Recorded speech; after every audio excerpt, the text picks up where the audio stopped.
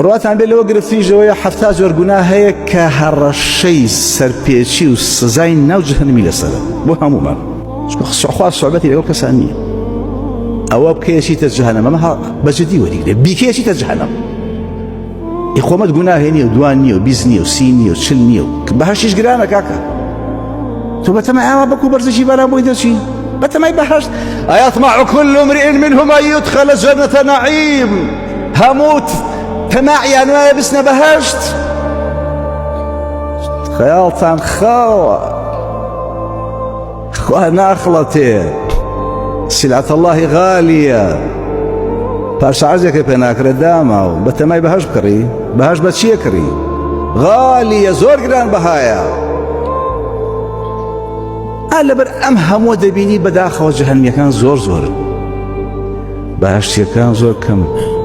چۆن ئاڵتون و ئەڵماس و گران بەهاکان زۆر کەمن، بەڵام وردە چۆ وردەلم مامە لەگەڵ ئەمەنە زۆرە.